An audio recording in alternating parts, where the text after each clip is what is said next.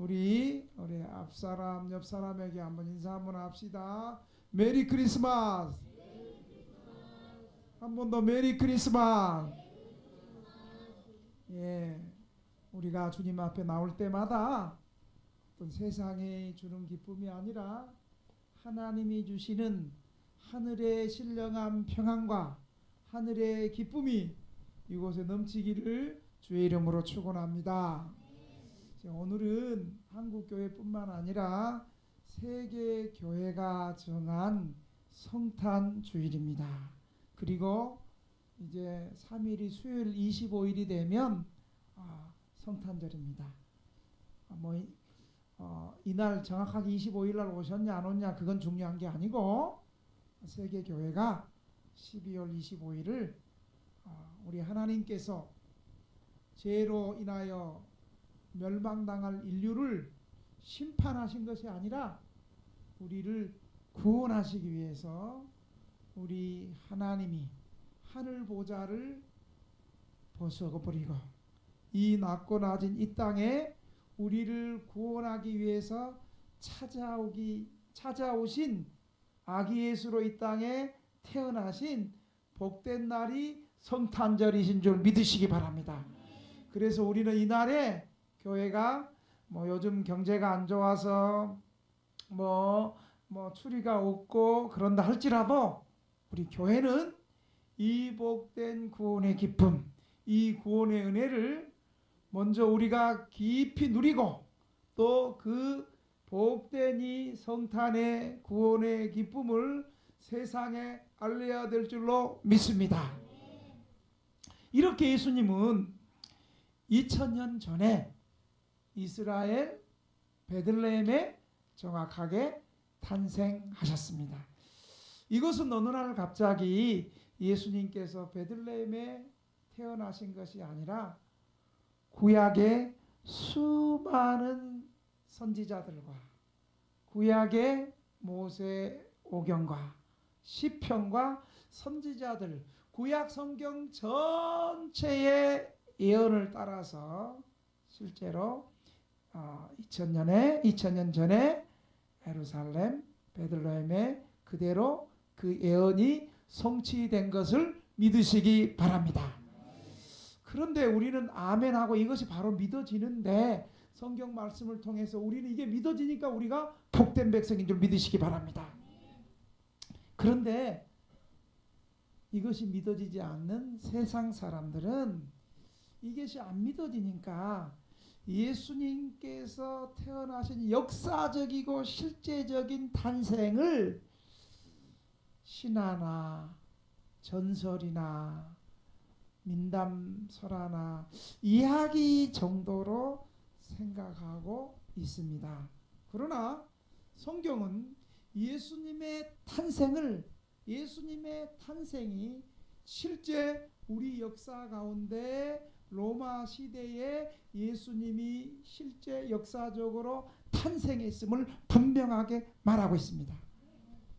누가복음 2장에 보면 예수님이 탄생할 때 바로 최초의 로마 황제 아우구스토가 인구조사를 하기 위해서 호적조사했을 때 그때가 또 구레노가 수리아에 총독되었을 때 예수님이 베들레헴에 태어나셨음을 분명히 말하고 있습니다. 예수님이 태어난 시기, 장소 이런 것들을 분명하게 말씀하고 있습니다. 그리고 성경뿐만 아니라 유명한 역사가 요세푸스도 예수님의 탄생을 역사 속에 기록하고 있습니다. 그리고 오늘 본문은 위대한 예수님의 탄생 과정을 구체적으로 말씀하고 있습니다. 오늘 18절에는 이렇게 말합니다. 예수 그리스도의 나심은 이러하니라. 그의 어머니 마리아가 요셉과 약혼하고, 옛날 성경은 정혼하고 같은 말이에요. 동거하기 전에 성령으로 잉태된 것이 나타났느니 이렇게 말하고 있습니다. 그러니까 마리아와 요셉이 정혼하고 약혼하고, 이 약혼이란 말은 오늘날 약혼보다 더 한창 더 신중하고 구속력이 있고 결속력이 있는 약속입니다. 혹시 우리 나이 많으신 분들도 결혼 전에 약혼을 하신 분도 아마 있을 거예요. 저희 형님이 저하고 13살 차이 나는데, 저희 형님도 장남인데 바로 결혼 안 하고 약혼을 먼저 했어요. 약혼할 때 이 남자와 이 여자는 서로 결혼할 사이니까 서로 정결을 지키고 다른 남자 만나면 안 되고 다른 여자 만나면 안 되고 앞으로 결혼할 거니까, 웃는 거 보니까 여러분 혹시 약혼해놓고 다른 남자 만나고 다른 여자 만나가지고 딴 사람하고 결혼한 것 같아. 그런데 우리의 약혼도, 이 약혼을 했으면 죽이 되든 밥이 되든 이 남자 이 여자와 그렇게 결혼할 것을 약속을 하는데, 이게 약혼인데, 근데 이스라엘에는 우리나라 약혼보다도 실제 더 강하고 구속력이 있었습니다. 한번 약혼했으면 바로 결혼으로 가야 돼요. 만약에 약혼하면서 다른 남자 만나거나 여자를 만나서 혹시 애를 갖는다면 그것은 율법에 의해서 돌 맞아 처형당하는 그런 것이 이스라엘의 약혼이었습니다. 그래서 신랑 신부는 이 약혼했다, 이스라엘에서 정혼했다, 이것은 자기들의 혼약, 결혼을 여러 증인 앞에서 서로 맹세했는데, 이것은 사실상 본질적으로 결혼에 해당되는 것이었습니다.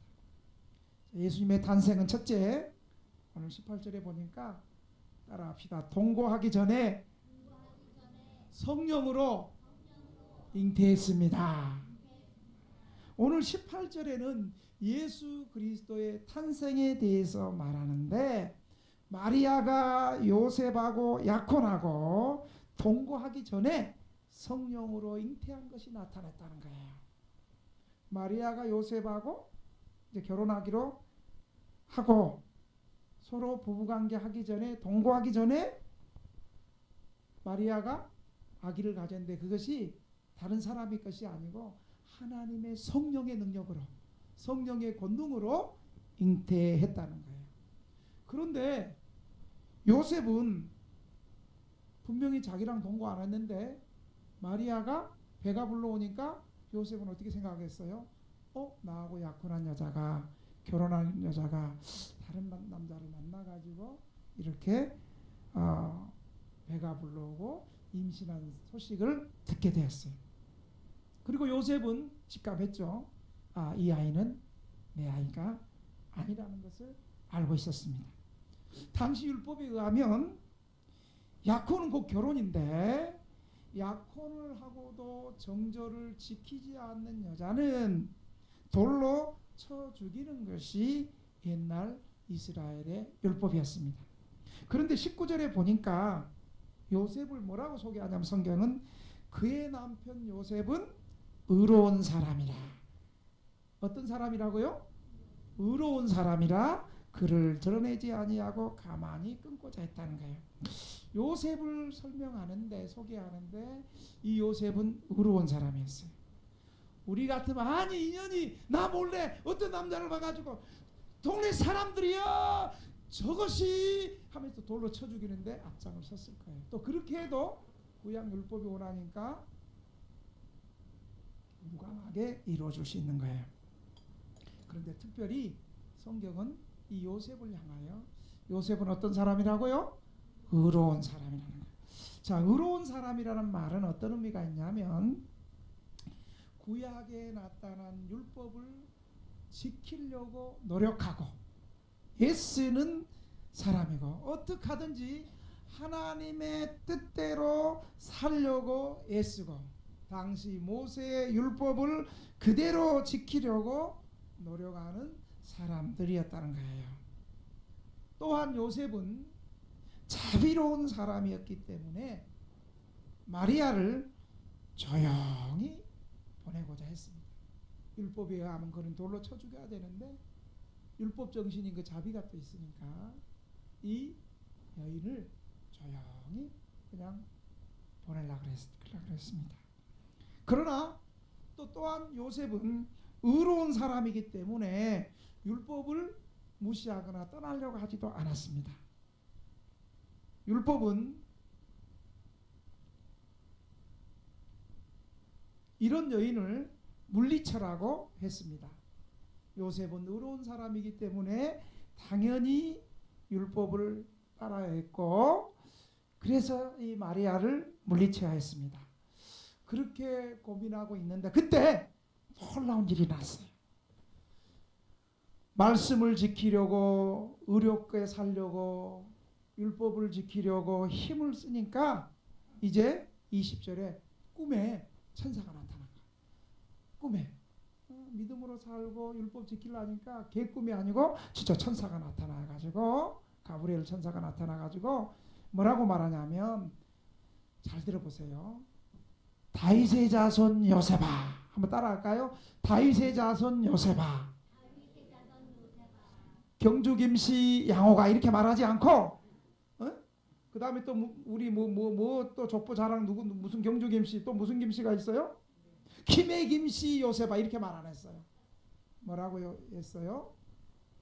다윗의 자손 요셉아, 따라합시다. 내 아내 마리아를 데려오기를 무서워하지 말라. 그에게 잉태한 자는 성령으로 된 것이라. 그 잉태한 것이 다른 남자를, 또 약혼을 어기고 다른 남자 만나가지고 임신한 것이 아니고 하나님의 성령의 권능으로, 성령의 능력으로, 아멘 할 때까지 성령의 능력으로 잉태된 것이라는 거예요. 다시 말하면 마리아의 태중에 있는 아이는 부정한 아이가 아니라 하나님의 뜻대로, 너는 잘 이해하지 못하겠지만 맨 앞에서 졸면 졸은 것들은 잘 이해하지 못하고 아멘 안 하는 것도 이해하지 못하겠지만, 태중에 있는 아이는 부정한 아이가 아니라 하나님의 뜻대로 성령의 능력으로 잉태한 하나님의 선물이라는 거예요. 여러분이 20절에 천사가 말한 이 한 절에는 두 가지 놀라운 뜻이 있어요. 첫째는 뭐냐면, 요셉을 부를 때 뭐라고 불렀어요? 김해 김씨야, 경주 김씨야, 이씨 또 누가 있어? 이씨, 전주 이씨야. 박씨는 또 뭐가 있어?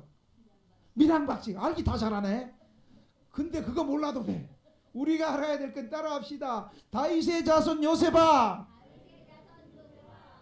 왜냐하면 다윗의 자손이 왜 중요하냐면, 마태복음 1장 1절에 보면 뭐라고 얘기하고 있어요? 예수님의 구원을 얘기할 때 아브라함과 다윗의 자손 예수 그리스도의 계보라. 그러니까 예수님이 어느 자손을 통해서 이 땅에 오셨다는 거예요? 다윗의 자손이라는 거예요. 요셉이 누구 자손이었어요? 다윗의 자손. 그러니까 지금 잉태된 것이 다른 사람에 의해서 잉태된 것이 아니라 바로 구약 성경 전체가 앞으로 이스라엘을 구원해 줄 하나님의 아들 메시아는 누구 자손이라고요? 다윗의 자손. 요셉을 향해서 부를 때 다윗의 자손 요셉아. 이것은 예수님은 다윗의 자손이 될 것이지만, 이것은 단순한 생물학적 인간의 혈육에 의해서 따라되는 것이 아니라 하나님의 간섭으로 되어진 거라는 거예요. 그러니까 둘째로 요셉에게 뭐 하지 말라고요? 무서워하지 말라는 거예요. 이 무서웠죠, 남자가. 안 그래요? 우리 남자들 어떤 여자가 무서워요? 겁없이 달려드는 여자가 최고 무섭잖아요. 나도 무서워. 여자들 무서워. 여자들 싸움하는데 난 피해. 우리 쪽방에서 남자들이 싸움하는 것은 내가 용감하게 가서 말리고, 어제 토요일 날도 내가 말리면서 이 새끼 저 새끼 소리 들으면서 내가 막 말렸어. 근데 여자들 싸우면 무서워. 난 여자들 싸우면 될 수 있으면 안 말려. 왜냐면 괜히 말리다가 뭐 이거 성추행 괜히 그런 소리 요즘엔 들을 수 있거든요. 그리고 우리 동네 사람들은 보니까 여자들 싸움할 때 옷 벗고 싸움하더라고. 하나씩 그래서 난 무서워. 그 옆에는 안 가. 요셉이 얼마나 무서웠겠어요. 그런 요셉에게 무서워하지 말라. 요셉은 마리아를 지켜야 하는 것이 두려웠고, 왜냐하면 자기하고 약혼했는데 배가 불러오니까 율법에 의하면 돌로 쳐야 되는데 내가 어떻게 저 여인을 막아야 돼, 지켜줘야 될까? 참 마리아 요셉하고 결혼 잘했어. 결혼 잘해야 돼. 앞으로 결혼할 사람, 이렇게 믿음의 사람하고 결혼합시다. 그 왜 80 되신 분이 왜 아멘해? 아멘. 7, 80 이상은 아멘 하지 마. 좀 결혼하자. 이미 한 번 결혼한 사람 또 뭔 아멘이야.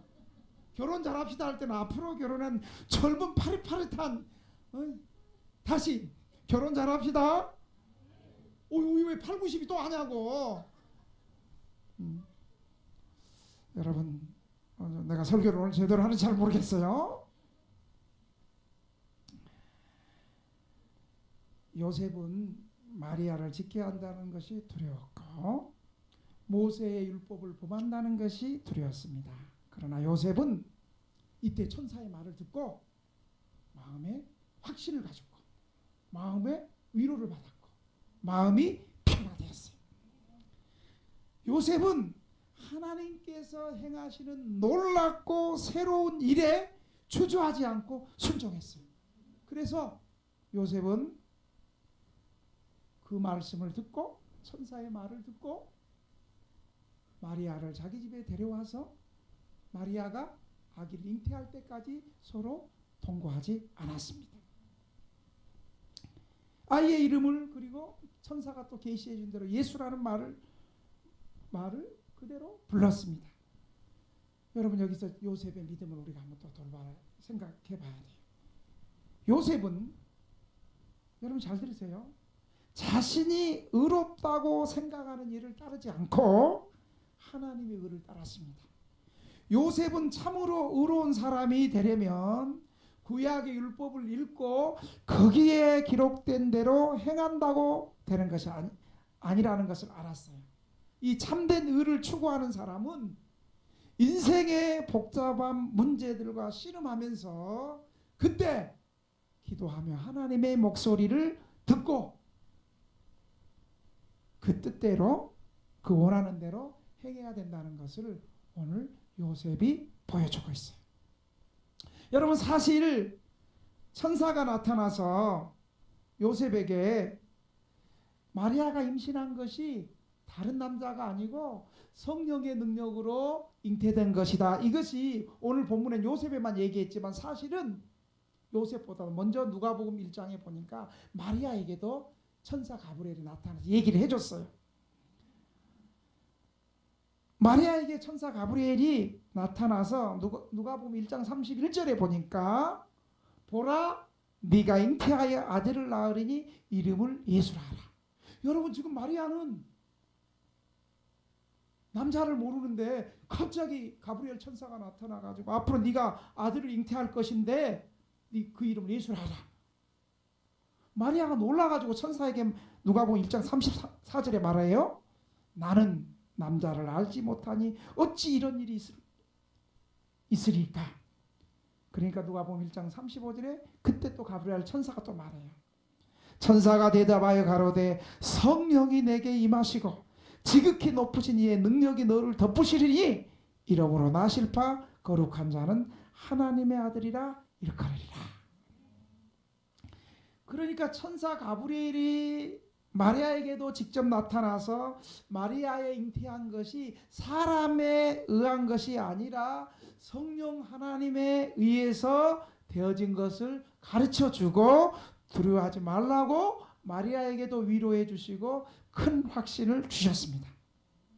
이렇게 예수님의 탄생은 남자와 여자의 일반적인 혼인관계에 의해서 탄생한 것이 아니라 단지 동거하기 전에 여자의 몸을 빌려 성령 하나님의 능력에 의하여 잉태하여 탄생한 사실을 여러분 믿으시기 바랍니다.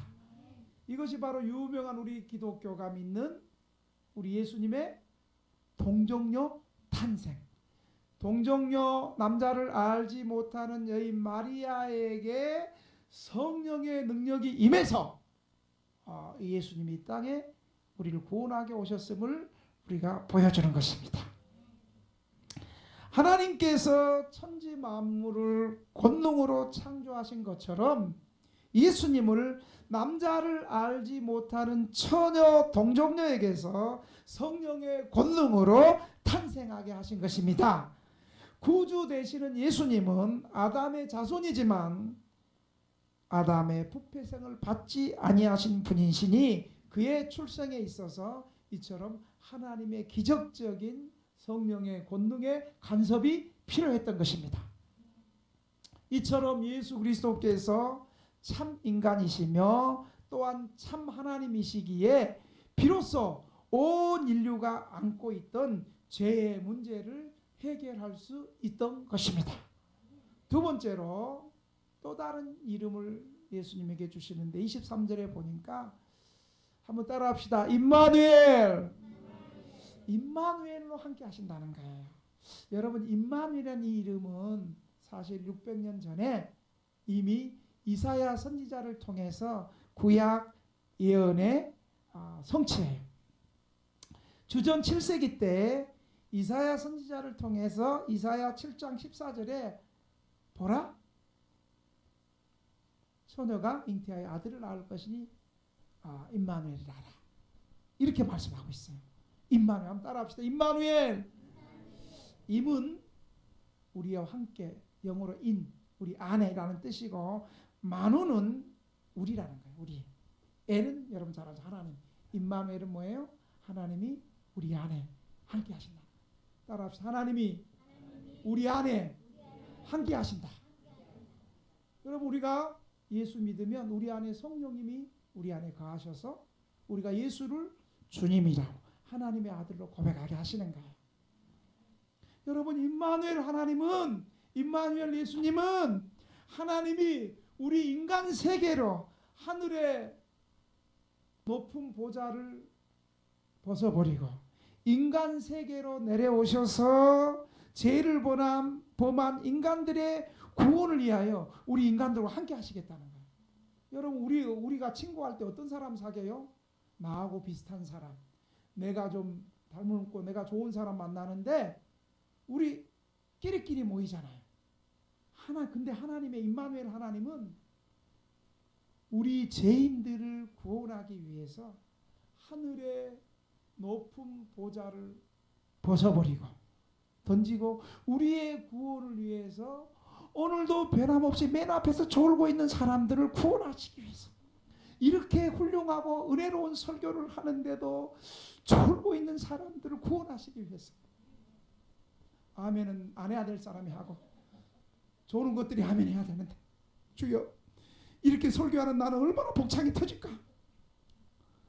임마누엘, 이렇게 우리를 구원하시기 위해서 낮고 낮은 사람들을 구원하시기 위해서, 그 사람들과 함께 하시기 위해서 오신 하나님이 바로 어떤 하나님이라고요? 임마누엘 하나님, 우리 임마누엘 예수님. 이 말씀은 하나님이 우리 인간 세계로 내려와서 죄를 범한 인간들의 구원을 위하여 인간들과 함께 하시겠다는 거예요. 아멘. 그래서 요한복음 1장 14절에 보면 말씀이 육신이 되어 우리 가운데 거하심에 우리가 그 영광을 보니 아버지의 독생자의 영광이요 은혜와 진리가 충만하더라. 아멘. 그래도 또 그때 또 아멘 하면서 깨니까 또 은혜요. 이 임마누엘을 실천하기 위해서 우리 예수님은, 임마누엘 예수님을 실천하기 위해서 우리 예수님은 거룩한 하나님의 높으신 영광을 버리고 낮고 천한 멸시받는 사람들의 땅에 오셨는데, 그것도 비천한 마구간에서 태어나셔서 모든 사람들이 실패하고 버림받은 땅 갈릴리 촌티기에서 사역하셨다는 사실을 믿으시기 바랍니다. 소외되고 가난하고 억눌리고 약하고 병든 사람들이 모여서 사람 취급을 받지 못한 사람들에게 임마누엘로 나타나셔서 그들의 친구가 되어주시고 너희도 아브라함의 자손이라고 당당히 구원을 선포해 주신 것입니다. 바로 예수님을 통해서 하나님의 구원하신 능력이 바로 임마누엘, 죄인들에게 임하시는 거예요. 여러분, 임마누엘이란 그리스도 안에서 어떤 사람들에게 함께 하십니까? 그리스도 안에서 하나님이 병자를 고치시기 위해서 그들과 거하시고, 귀신 들린 자들에게 자유케 하시기 위해서 그들과 함께 하시고, 심령이 가난한 자들에게 복 주시기 위해서 그들과 함께 하시고, 여러분 제가 얘기하면 여러분 무조건 함께 하시고 하면 돼요. 염려하는 자들의 염려를 없이 하기 위해서 그들과 함께 하시고, 오케이. 무엇보다 잃어버린 자들을 구원하시기 위해서 죄인들과 함께 거하시고, 이게 바로 임마누엘.